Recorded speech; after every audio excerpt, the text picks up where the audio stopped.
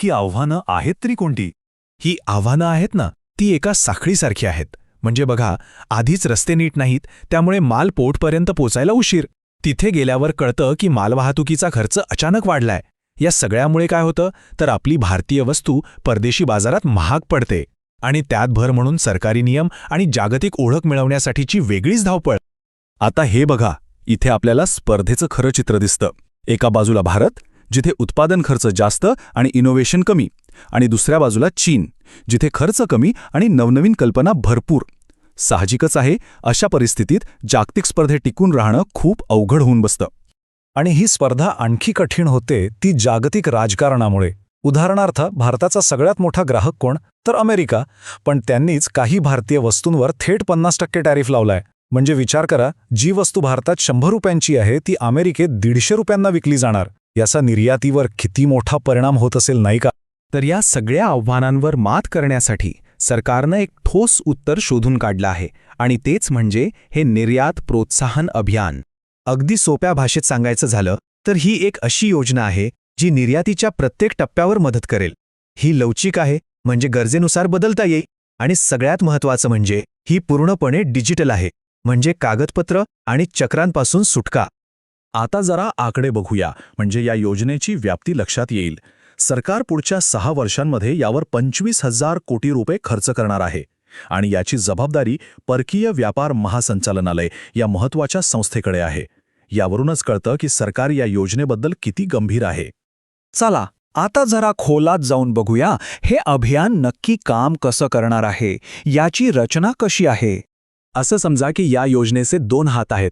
एक हात आहे निर्यात प्रोत्साहन, जो थेट पैशांची मदत करतो, म्हणजे स्वस्त कर्ज उपलब्ध करून देतो. आणि दुसरा हात आहे निर्यात दिशा, जो योग्य मार्ग दाखवतो, म्हणजे उत्पादनाचा दर्जा कसा सुधारायचा, जगात आपल्या ब्रँडची ओळख कशी निर्माण करायची, या सगळ्यासाठी मार्गदर्शन करतो.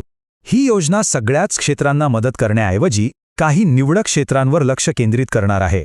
आणि ही तीच क्षेत्र आहेत ज्यांना जागतिक तारीफ वाढीचा सर्वाधिक फटका बसलाय. जसं की कापड उद्योग, चामड्याच्या वस्तू आणि अभियांत्रिकी वस्तू. म्हणजे जिथे जखम झालीये बरोबर तिथेच मलम लावलं जातंय. ओके, तर आता आपल्याला कळलं की योजना काय आहे आणि ती कशी काम करणार आहे. पण यातून सरकारला नक्की काय साध्य करायचं आहे, याची उद्दिष्टे काय आहेत? या योजनेची 4 मुख्य उद्दिष्टे आहेत आणि ती एकमेकांशी जोडलेली आहेत. पहिलं, भारतीय वस्तूंना आंतरराष्ट्रीय स्पर्धेत टिकून राहण्याइतकं मजबूत बनवणं. दुसरं, त्यासाठी उद्योजकांना अगदी सहज कर्ज उपलब्ध करून देणं.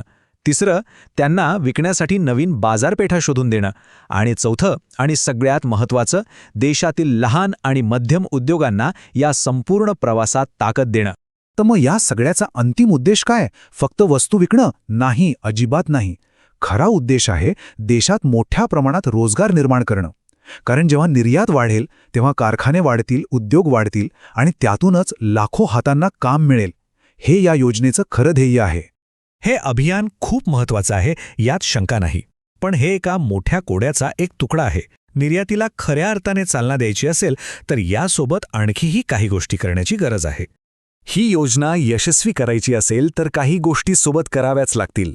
जसे की युरोपसारख्या मोठ्या बाजारपेठांसोबत फ्री ट्रेड ॲग्रीमेंट्स फायनल करणं. फक्त वस्तूच नाही तर सॉफ्टवेअरसारख्या तांत्रिक सेवांच्या निर्यातीवरही लक्ष देणं. आणि हो, लहान उद्योजकांना ऑनलाईन विक्रीसाठी म्हणजेच ई-कॉमर्ससाठी तयार करणं.